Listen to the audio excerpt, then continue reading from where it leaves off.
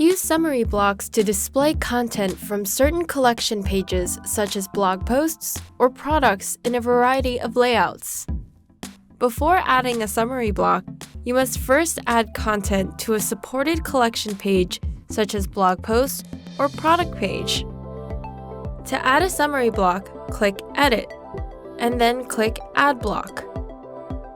To display your items, you can use the summary, products, or calendar blocks. Select the collection page to populate the summary block. Choose what content you wish to display in the layout. Click Design to change the layout and edit the layout settings.